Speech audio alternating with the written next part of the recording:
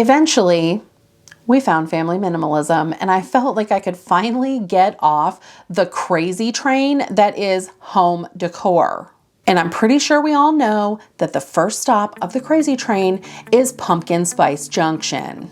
When it comes to seasonal decor, I have just 3 rules, but I didn't realize how important those rules would be until I heard a commercial about seasonal home decor, and y'all, I just about came unglued. So let's have a little story time today and talk about my 3 rules to keep seasonal home decor under control.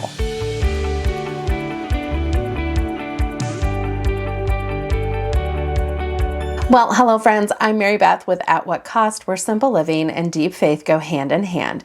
And we are absolutely going to talk about my 3 tips for keeping your seasonal home decor under control. But first, we gotta talk about this commercial and what happened, because I'm guessing you either have seen this commercial or you will at some point in the next few weeks. If you take anything away from this video, I am hoping that it is the point of this story, because although the tips are helpful, and don't get me wrong, I'm not going to waste your time. The tips are helpful, but it's really this mindset that is going to take you beyond the tips and really be able to see lasting change in your home. So stick with me through the story, and I promise the tips are going to be so much more meaningful when you do.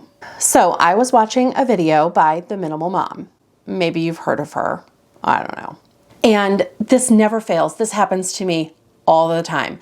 Just as she's getting to the part where she talks about having less, there's an ad, usually for Hobby Lobby. This video was no different. It was an ad for Hobby Lobby. And I couldn't even tell you exactly what was said. I saw the ad come on with all of their wonderful home decor, and then I heard it, and I could not unhear it, and I could not hear anything that came after it. It's gathering season. Now, of course, this advertisement of gathering season was talking about something very specific, right? But in full transparency, my brain did not go there. And I think it's probably because in the past, this season for me has not been so like cutesy about gathering, like all those little signs say. They're adorable. I have had a sign or two like that in my home, but ultimately this season has really been about a different kind of gathering, and that's where my brain went. My first thought was, yeah, it's gathering season, gathering up all of the stuff. That seems to be all that we're doing these days. My husband took it a step further and said, you're gathering the stuff and they're gathering your money. Side note, friends, that black eye, courtesy of this dog right here. He totally hit him in the face with a bone. I can't decide if I am proud of his brain going to that place or slightly concerned about the level of cynicism. But let me explain to you why my brain went to this place, because it's an important part of the story. I spend a fair amount of the summer not really buying a lot of things. We spend a lot more of our money on experiences during the summer. You know, we're camping, we're vacationing, we're doing camps, we're just going places, the movies, all the things, right? Like we're going around and doing all of these more experience-based things. I'm not necessarily buying a lot of things. August comes, we go back to school, then it's one last hurrah in September, and all of a sudden it is candy season, turkey season, and Christmas. These are seasons that I always seem to be buying things for and collecting things for. Trick-or-treating, class parties, like all of the festivities. And don't even get me started on Christmas and like all of the stuff that we end up gathering up. Considering this was a commercial for Hobby Lobby, I think we both know that a lot of that gathering up comes in the form of home decor. And don't get me wrong, I love decorating for the holidays. Before minimalism, I wanted my house to reflect whatever the seasons were. I wanted things to change. I wanted to change all of my regular home decor out for things that brought about and evoked the feelings of the season. I would walk into Hobby Lobby, or worse, Cracker Barrel. Don't even get me started on Cracker Barrel. I would walk in to those stores and want to buy all of the sets. And I even did once at Cracker Barrel, and that Christmas, yeah, it was a lot. The problem is it didn't always stick around. And when we get to the tips, I'm going to tell you why. When push came to shove, I just did not have the resources to change those things out regularly. And I'm not just talking about financial resources. It was more than that. It was the storage of those items, the actual labor of like not just setting it out. That's the fun part. The cleaning it up and putting it away and dusting around it and just maintaining all of that stuff. It was just too much.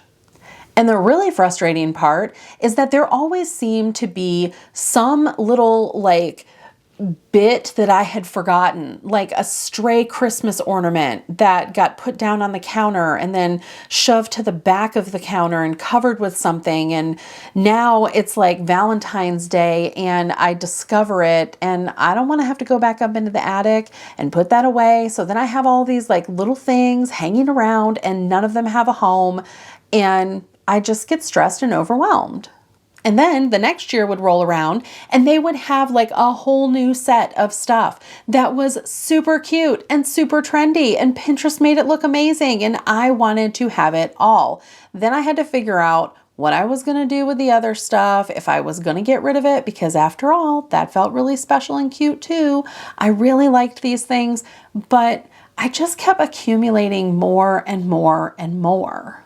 Eventually, we found family minimalism and I felt like I could finally get off the crazy train that is home decor. And I'm pretty sure we all know that the first stop of the crazy train is Pumpkin Spice Junction. So let's get into some of these rules. The first, of course, is go minimal, which means a lot of things, okay? This is versatile for a reason. My minimal and your minimal may not be the same, and that's okay. But for me, this means that I only decorate for just a few seasons, mainly Halloween, which really is not that much at all. It's like a pumpkin and a couple of like little things for my mantle, and that's about it. It doesn't stay out very long, and we're done with it. Thanksgiving, kind of the same way. I typically host Thanksgiving at my house, and so I do have some decorations, but it's mostly contained to one area of our home. Christmas, I go a little bit more all out on that one. I do decorate several areas of our home, but again, it's very minimal. And the same is true for Easter. The kids must be home from school because the dog is really excited. The point is, I'm not transforming my house into Uncle Sam's 4th of July man cave and like going a ridiculous amount of hearts for Valentine's Day and trying to like pull out all of the stops for all of the other little tiny holidays throughout the year. I have the few holidays that I enjoy decorating for. It makes sense for us and I try to go as minimal as I can in those holidays. Now, rule number 2, it has to mean something. This is where the Cracker Barrel set kind of fell apart for me last year before, somewhere in there. It was colorful, like really colorful, like hot pink, purple, blue, green, red. It was cute. I liked it, but ultimately it felt a little juvenile. And it worked in our old house, but now that we moved to our new house, things were a little bit more put together and it just didn't fit with the style. But that's okay. We can hang on to things simply because we like them. The problem was it also didn't have any sentimental value, and a lot of the other Christmas decorations that I had that were being given to me, my mom at one point made stockings for all of us that matched my stocking growing up. A lot of other things became much more sentimental, and even though I thought those Christmas decorations were still super cute, they didn't fit with the style and they didn't really mean anything. So nowadays, it has to have a much deeper response than, oh, that's cute, to qualify to stick around in this house. I apply the same rules that I would to sentimental items to this category or this rule of having it mean something. I will put a playlist at the end of this video for sentimental items, and I'll also link it in the description below because it may be helpful for you. A lot of our Christmas decor and other home seasonal decor throughout the year may have some sentimental ties. Those tend to be things I think that families pass down to one another. And so having your home decor actually mean something is a great way to honor those memories. But if it doesn't mean anything, well, then you may not want to keep it. Rule number 3, boundaries. I gotta have boundaries. And I'm not talking about just the general boundaries, right? Of like, where are you gonna store this stuff? How are you gonna store it? Do you have room for it? Can you manage it? Yes, the kids must be home because the dog is coming to tell me every time one of them gets off the bus. It's partially because he loves our kids, and it's partially because he knows it's getting closer to dinner time. If you have a GSP, you know that the food schedule is for real. Let's get back to boundaries. So it's not just the container, it's the time and energy that you are willing to invest in all of the things that go along with having this seasonal decor. I am not rearranging my house for this stuff. I want to have small things that I can plug into areas or stuff that I can like swap out altogether. I do have one painting that was my grandmother's that I love for fall. I have another one that I kind of use the rest of the year, and I will take that one down and put another one up, but that doesn't take a lot of energy, and I have a place to store those paintings in the off season. And it's just 2. It's not a huge amount of stuff to store. So while the boundaries of storage space and money and resources are really important, so is your time. Don't forget about that aspect of boundaries. And here's the real kicker. It doesn't feel any less like any of those other holidays or seasons because I reduced down the number of red, white, and blue things that we had, or the Christmas decor, or any of the other things that I have parted ways with, including those monthly door hangers that I have to remember to change out every time the month happens. I don't feel like it is any less September or October or November or any of the other months because I have parted ways with those things. I honestly don't miss any of it. And this is coming from someone who really, really wanted to be that person. Now, what I have gained is a lot more peace and a lot more engagement and opportunity in my fellowship and extending hospitality and enjoying all of the actual things that I think Hobby Lobby was trying to get to around the gathering.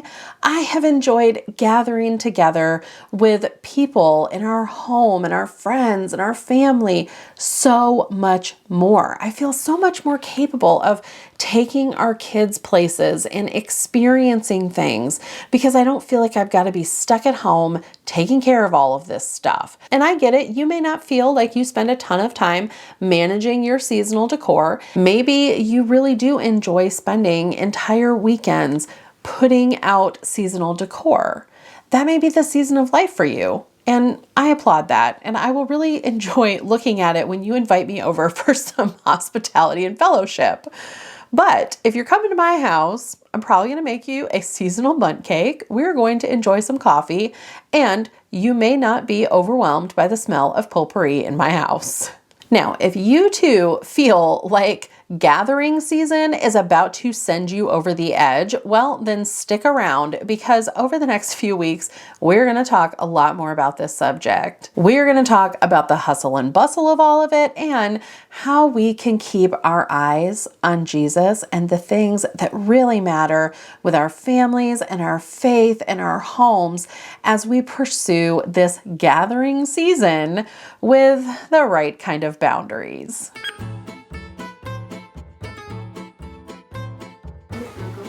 You met your goal? Come here. I got it from the treasure box. Oh, cool. And this is hey, Michael.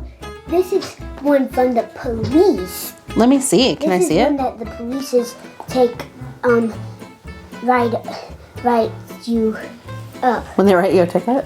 Yeah. Okay. Can I see it? Yes. Oh, gross. No, don't do that. What is that? It's a bug. Oh. Here you go. They're like Cracker Barrel. We're not going to Cracker Barrel. That's just funny you brought that up. You want to go to Cracker Barrel? Yeah, we're not going to Cracker Barrel tonight for dinner.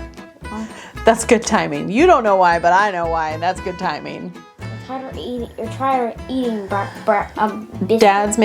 Dad's gonna make some tuna. Remember Dad went tuna fishing and he caught tuna? Do you remember that? We're gonna have some of that tonight for dinner. It's gonna be good. I hope it's sushi. It'll be kind of like sushi. Yeah. Don't forget to subscribe if you have not already. Like this video if you liked it. Share it with a friend if you think it's worth sharing. And until I see you again, keep fighting the good fight.